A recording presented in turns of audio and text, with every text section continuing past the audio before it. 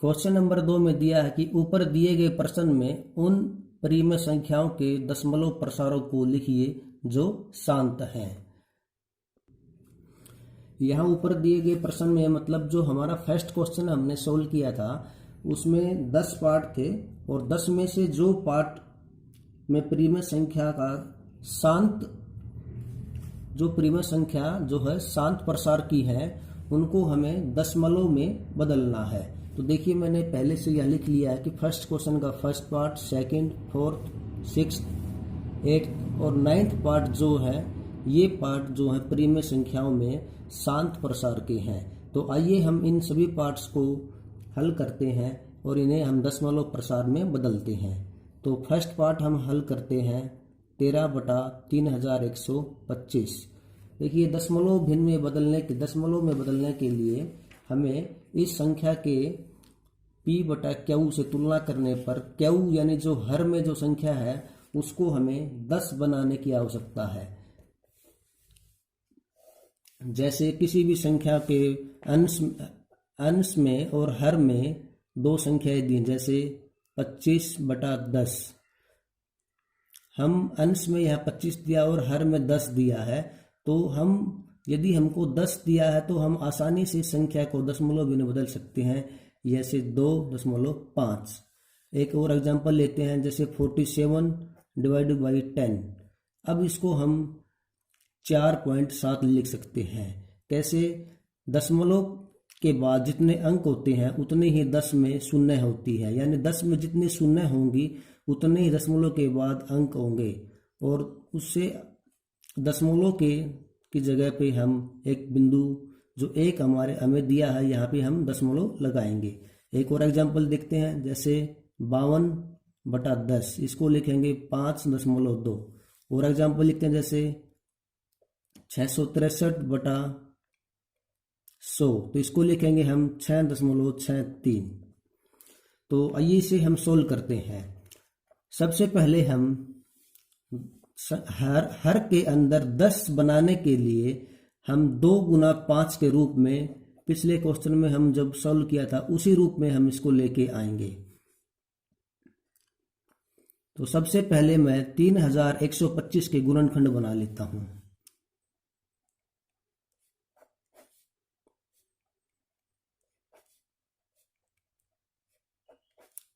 फिर 5 से भाग जाएगा,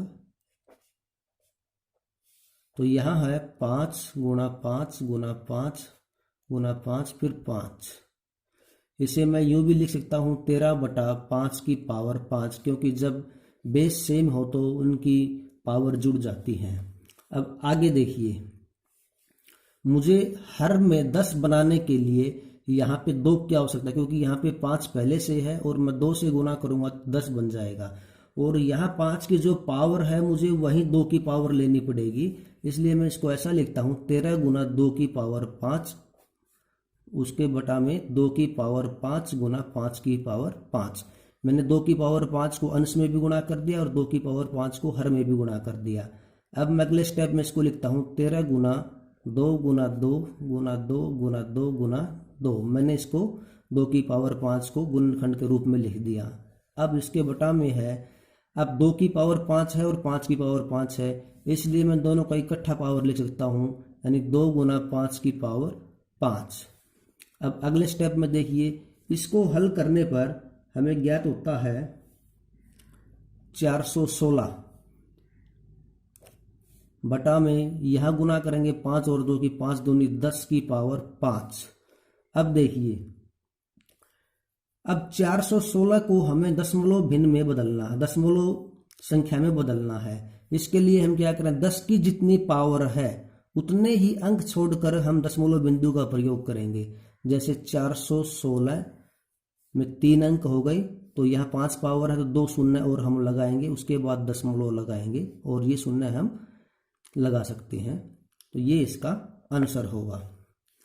अब सेकंड पार्ट देखना इसका, और अच्छे से आपको समझ में आएगा। 17/8, तो इसको हम लिखेंगे 17/2 × 2 × 2। इसको हम आगे गुणनखंड को पावर में लिख सकते हैं 2⁵3। अब मेरे पास यहाँ 2 है, हर में 2 है और मुझे 10 बनाना, इसलिए मैं क्या करता हूँ अगले स्टेप में, मैं 5 की पावर 3 से अंश में भी गुना कर देता हूँ और 5 की पावर 3 से हर में भी गुना कर देता हूँ। जैसे 17 गुना 5 की पावर 3 और उसके बटा में 2 की पावर 3 गुना 5 की पावर 3। अब देखिए 17 गुना 5 की पावर 3 यानी कि 125, उसके बटा में यानी 2 गुना 5 को मैं इकट्ठा लिख लेता हूँ पिछले क्वेश्चन की तरह और पावर इनकी एक साथ लिख देता हूँ। अब 17 की और 125 की हम गुना करेंगे तो ये होगा 2125 डिवाइडेड बाई 5 दूनी 10, 10 की पावर 3। अब 10 की जितनी पावर है हम उतने ही अंक छोड़कर दशमलव का प्रयोग करेंगे।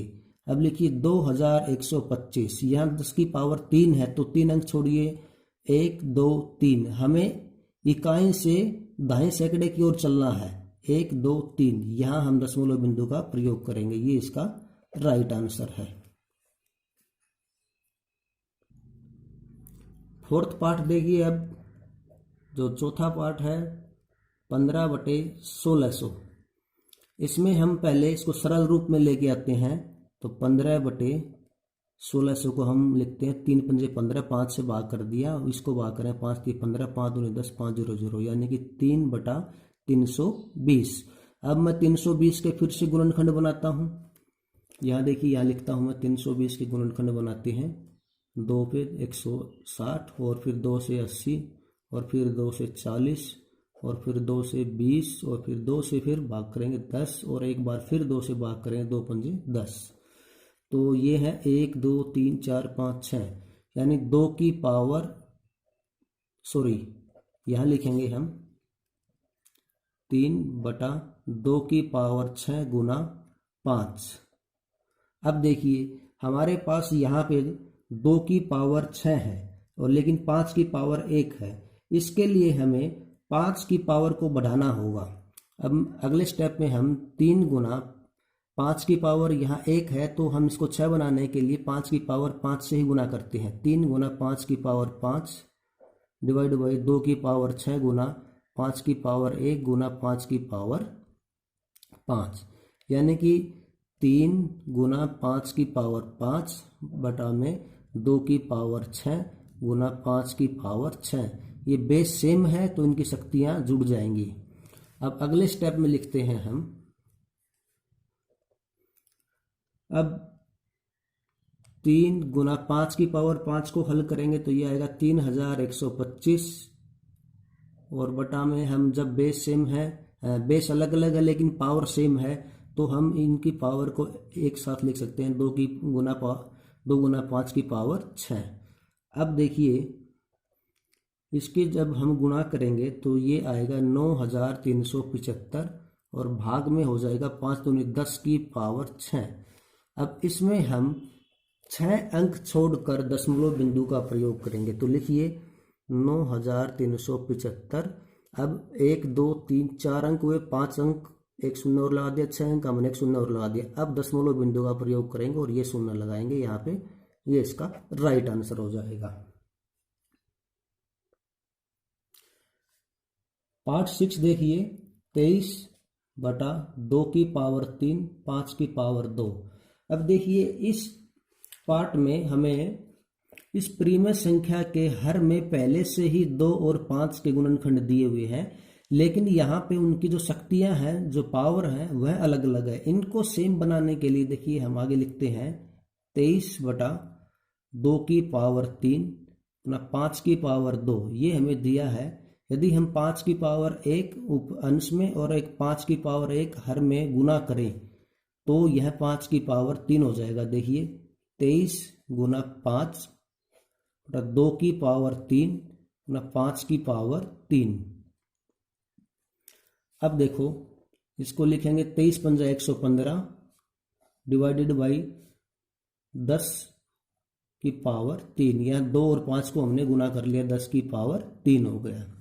अब अगले स्टेप में हम लिखेंगे कि यहाँ 10 की पावर 3 है तो हमें 3 अंक छोड़कर ही दशमलव बिंदु का प्रयोग करना है, यानी 1 2 3, यहाँ दशमलव बिंदु का प्रयोग करना है, ये 0, ये इसका आंसर होगा।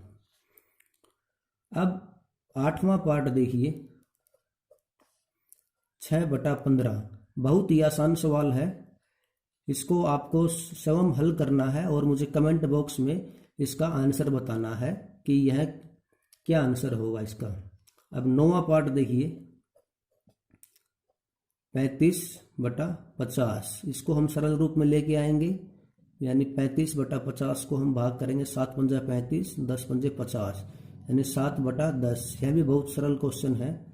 अब हम यहाँ 10 की पावर 1 है, यह पहले से ही 10 बना हुआ है तो इसको बनाने की आवश्यकता नहीं है, तो हम एक अंक छोड़कर दशमलव लगाएंगे, यानी ये एक 7 छोड़कर हम यही दशमलव लगाएंगे, 0.7। ये इसका आंसर होगा। अगला नेक्स्ट क्वेश्चन नंबर 3 देखते हैं। कुछ वास्तविक संख्याओं के दशमलव प्रसार नीचे दर्शाए गए हैं। प्रत्येक स्थिति के लिए निर्धारित कीजिए कि यह संख्या परिमेय संख्या है या नहीं। यदि परिमेय संख्या है और p/q के रूप की है तो q के अभाज्य गुणनखंड के बारे में आप क्या कह सकते हैं। या 3 पार्ट दिए हुए हैं, तो पहला पार्ट हल करते हैं।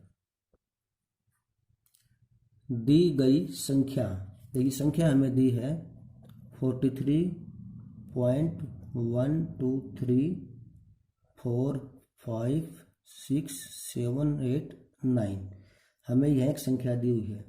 देखिए 43.123456789 यहाँ तक ये संख्या है। तो यहाँ दी गई संख्या जो है, इसका दशमलव प्रसार जो है, दशमलव के बाद जो संख्याएं हैं, जो अंक हैं, उनका प्रसार जो शांत है, इसलिए यह जो संख्या है p/q के रूप में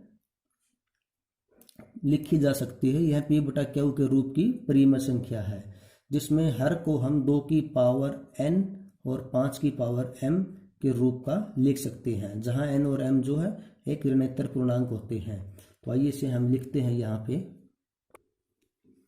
यहाँ दी गई संख्या का दशमलव प्रसार शांत है, इसलिए यह p/q के रूप की परिमेय संख्या है, जिसमें हर 2 की पावर n 5 की पावर m के रूप का है, जहां n और m ऋणात्मक पूर्णांक है।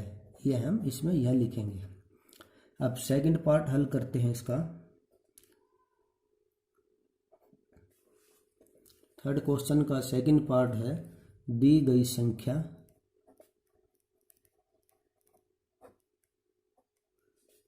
0.1201200120000 और 120000 एंड सो ऑन, एंड चल रही है आगे संख्या।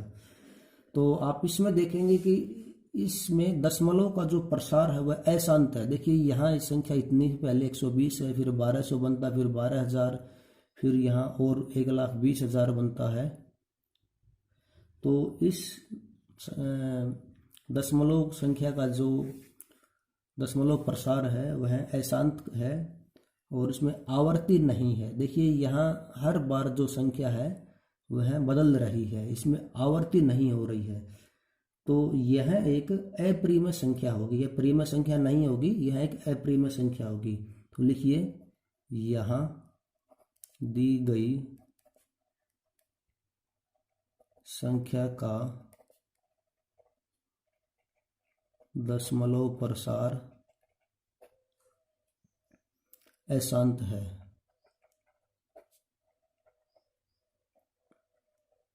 और आवर्ती नहीं है। आवर्ती मतलब बार बार आना, आवर्ती नहीं है। यह प्रसार अशांत अनावर्ती है, इसलिए यह एक अपरिमेय संख्या है, इसलिए यह अपरिमेय संख्या है। तो ये हमें इस क्वेश्चन में लिखना था। आगे हम थर्ड पार्ट हल करते हैं। थर्ड क्वेश्चन का थर्ड पार्ट है, दी गई संख्या हमें क्या है, दी गई संख्या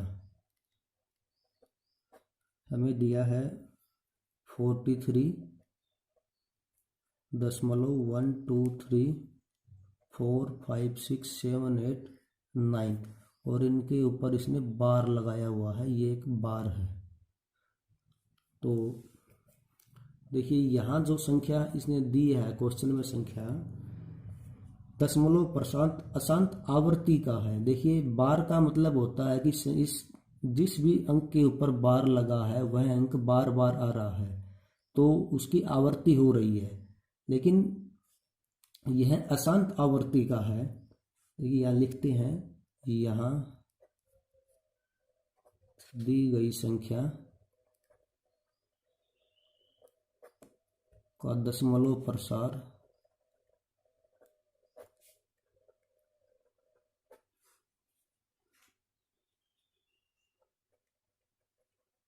अशांत आवर्ती का है। अशांत आवर्ती मतलब यह अशांत है और आवर्ती मतलब यह बार बार रिपीट हो रहा है।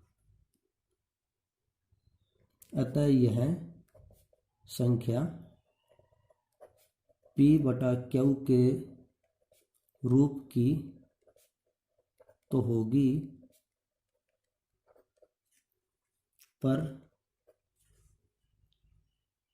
Q यानी जो हर जो है, यानी P/Q में जो हर जो है यह 2 की पावर n और 5 की पावर m के रूप का नहीं होगा, के रूप का नहीं होगा। तो इसमें हमें यही इतना ही लिखना है। एक बार इसमें एक और एग्जांपल देके समझाता हूँ मैं आपको।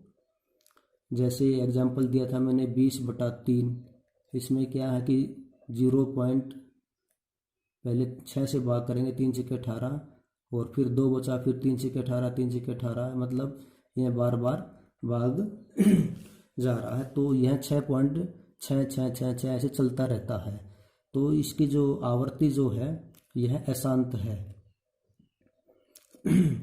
तो अभी इस क्वेश्चन में एक बार फिर से देख लेते हैं तीनों क्वेश्चन को। इस क्वेश्चन में हमें जो संख्या दी है इसका प्रसार जो है शांत है और यह P/Q के रूप की प्रिय संख्या है, जहाँ पे 2 की पावर n और 5 की पावर m के रूप का जो हर है यहाँ पे। और इस क्वेश्चन में हमें दिया है कि दशमलव प्रसार अशांत है, क्योंकि यहाँ पे बार बार मतलब संख्या जो है बदल रही है, तो यह अशांत अनावर्ती है। और यहाँ पे संख्या क्या है कि बार बार संख्या जो है वही संख्या रिपीट हो रही है, यानी कि इससे आगे यही संख्या दोबारा लिखी जाएगी, फिर यही आगे संख्या दोबारा लिखी जाएगी, यानी कि अशांत आवर्ती हो रही है। अब देखिए जैसे ये संख्या है, यहाँ पे 6 बार बार लिखा जा रहा है, बार बार लिखा जा रहा है यहाँ पे, तो यह आवर्ती हो रही है, अशांत आवर्ती बोलेंगे इसको, क्योंकि यह शांत नहीं है, 6 बार बार चलता जाएगा और यह बार बार चलने के कारण इसे अशांत बोलेंगे। और आवर्ती मतलब बार बार वही अंक आ रहा है, तो उसे हम आवर्ती कहते हैं। तो इसी के साथ ही यह एक्सरसाइज 1.4 समाप्त होती है और हम यूँ कहें कि यह हमारा पहला चैप्टर समाप्त होता है। तो आशा है कि आपको पहला चैप्टर अच्छी तरह से समझ आया होगा और आप हमारे चैनल को सब्सक्राइब करें और हमारी वीडियोज़ को आप दूसरे सहपाठियों के साथ शेयर भी करें और हमारी वीडियोज़ को लाइक भी करें। और मिलते हैं एक नई वीडियो में एक नए चैप्टर के साथ।